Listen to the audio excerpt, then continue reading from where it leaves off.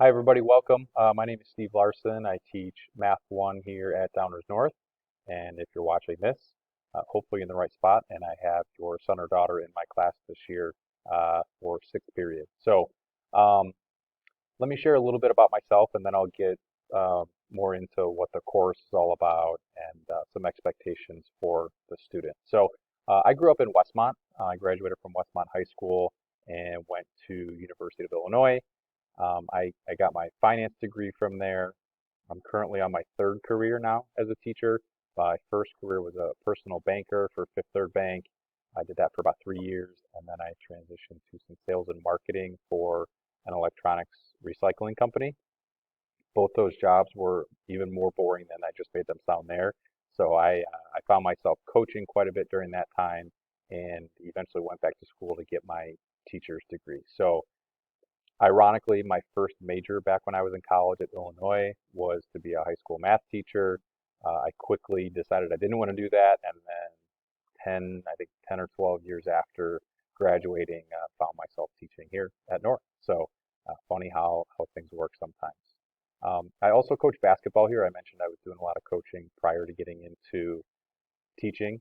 I've coached the boys freshman basketball here every year I've been here, and this is my seventh year. So um, yeah. Uh, okay, so for Math 1, this is my seventh year also teaching that course. So have a good knowledge of the class itself. Um, the class is focused, I would say, a little more than half on algebra skills. We take a look at a lot of functions and solving equations and graphing during the first semester. And then second semester, we do, in addition to some more algebra, we get into a little bit of statistics and a little bit of geometry. So that's kind of the integrated approach that you might hear. It's not just one area of math. They kind of blend them together throughout the school year. The goal is to get everybody ready for Math 2. That's typically the path that students will take, Math 1 into Math 2, and then progress up the ladder that way. A lot of the topics that we cover are things that are seen on the ACT and SAT. So while it's not like geared towards that test, this is where they start to get a lot of that exposure for those ACT and SAT topics. So expectations for the course, especially in this remote environment, it's new for everybody. It's not how we thought it was going to be, but we're doing the best that we can. I've been really impressed with students' attendance so far. I've had, for the most part, close to 100% attendance, not only in Math 1, but across the board, which is phenomenal. I can't imagine how tough it is. It's hard for me to get here every day and teach. It's got to be hard for students to get up to class and sit in front of a computer all day. So I commend them for doing what they've been doing so far, and I know they're going to keep it up. My expectations are during class, so during those 80-minute Zoom calls, that they're logged on pretty much the whole time.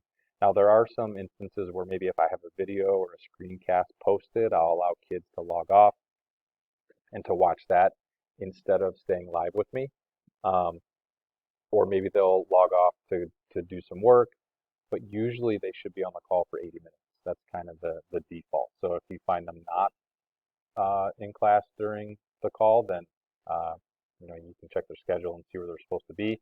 But typically, I'll have them in class for those 80 minutes. So there's typically homework every night. Um, if we have a test or a quiz, they may not have an assignment, but I would say usually 2 to 3 days in this environment. And if we get back into the classroom, then it would basically be 4 to 5 nights a week. They'll have some sort of math homework. I try to keep it brief and cover just what we need to cover. So, you know, less than an hour, I would say about 30 minutes or so for a typical assignment. Uh, the Each unit, I typically have a quiz or two and then the unit test. So if we try to do like corrections on those quizzes because that's kind of where I pull those test problems from. Assessments are worth 85%. So that means tests and quizzes combined 85%, and homework is 15%. So while the homework's only 15%, it is really more than that because that's where they need to practice, right? So if they're not doing the 15% for the homework, they're really going to struggle when it comes to doing tests and quizzes. So when I think about my successful students, they're the students that are here every day. They're taking good notes. They're getting homework assignments done on time. They're asking questions. Now, inevitably, students are going to need help outside of class. If they can find resources on their own, I encourage them to do that. Searching Khan Academy or looking through things that I post. But I would love if they come see me. So I have office hours through a Zoom link that I emailed out to all the parents earlier in the year, and some of you I met through Zoom. But those office hours currently, and this could change, but currently it's Tuesday to Thursday from 8 to 9 and Saturday from 1 to 2. I have a little one at home. She's almost 2, and I have to kind of schedule those during her bedtime or nap hours. Those are strategically selected hours. We're also available, all teachers, from 11 to 11:30 Tuesday through Friday, and I think that's called the student check-in, and I can help on Zoom at that same office hours link during that time.